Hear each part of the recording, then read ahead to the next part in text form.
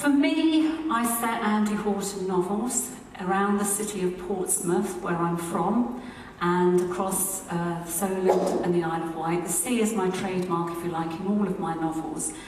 Because I set them here, because of the location. It's a great location. It's a very vibrant and diverse city, and it has everything.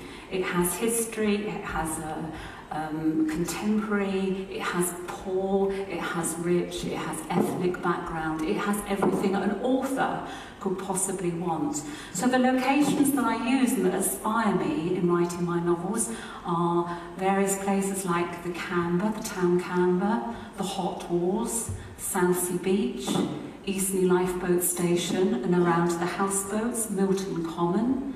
Kendall's Wharf on the Eastern Road is featured in Dead Man's Wharf. Hilsey Lines is featured in Death Surge.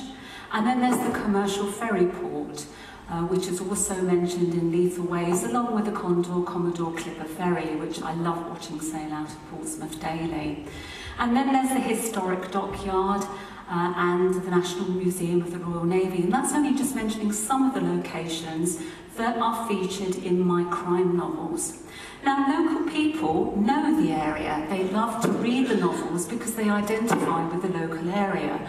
But my readers come from across the globe. My books have been translated into several languages, including Chinese.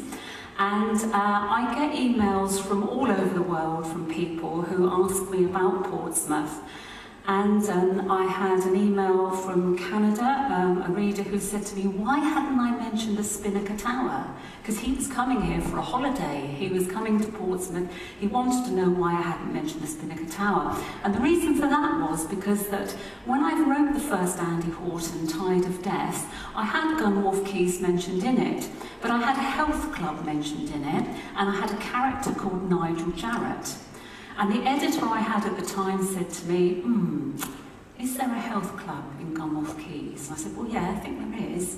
And she said, well, if there's a Nigel Jarrett who happens to be a member or a staff member, then I think you... I said, okay, I'll change it. So I changed Gunwharf Quays to Oyster Quays.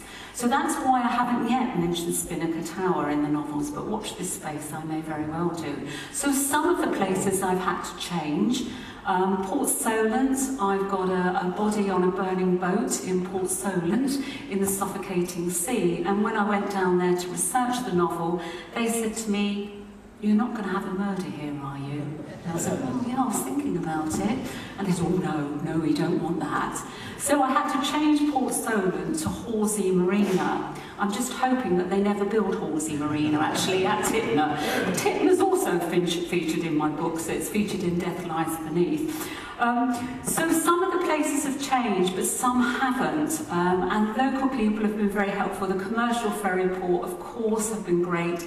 Condor have been absolutely superb and gave me and my husband full access to their boats on 2 occasions and helped me with research, because I've got a body in a cabin on the Commodore Clipper ferry, as one does have now and again. The historic dockyard have been fantastic as well. So people are usually generally very helpful with their research.